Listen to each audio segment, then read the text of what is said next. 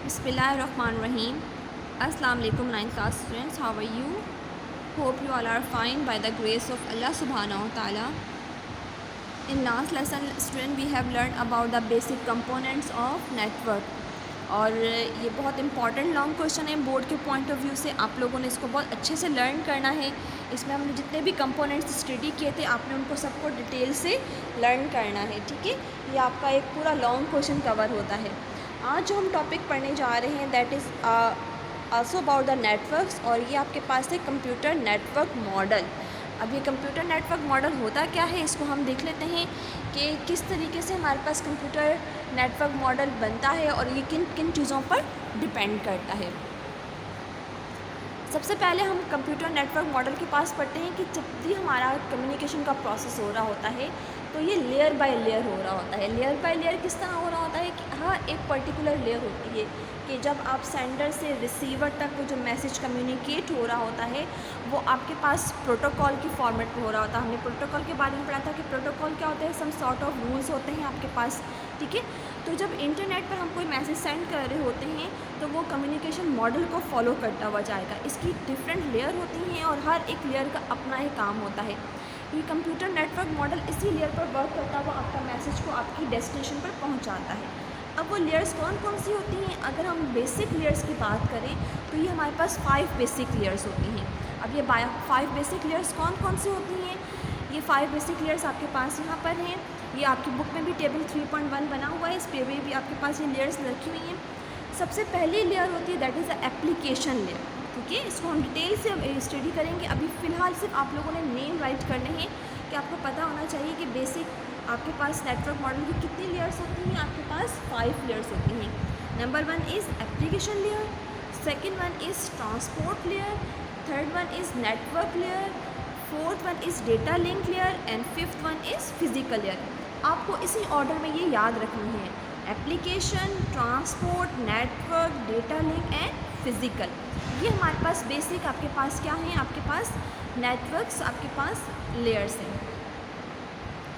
अब हम पहली लेयर की बात करते हैं that is application layer. Application layer का मतलब क्या होता है, एप्लीकेशन लेयर का मतलब होता है कि आपके जिन जिन एप्लीकेशन पर आप एक्सेस कर रहे हो, जिन जिन एप्लीकेशन के थ्रू आप अपने मैसेज को सेंड कर रहे हो, ये उनको क्या करता है, ये उनको एक्सेस करता है.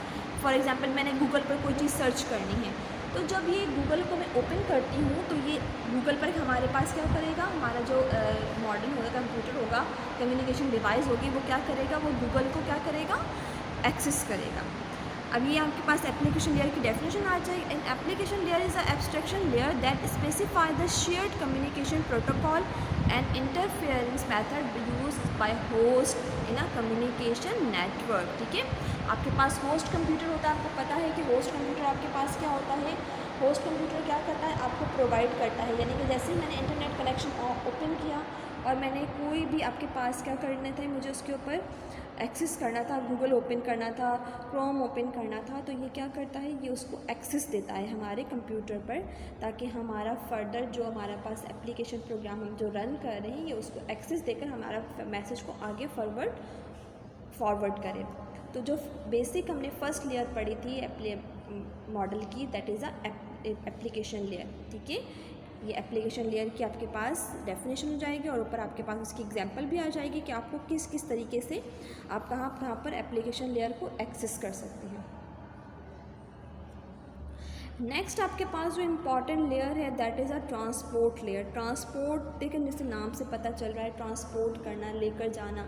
अब आपके पास पता है कि आपके पास जो लेयर्स होती हैं, जो आपके पास डेटा ट्रैवल करता है वो आपके पास कौन से बेसिस पर करता है, पोर्ट्स की उसमें लेयर्स पे करता है.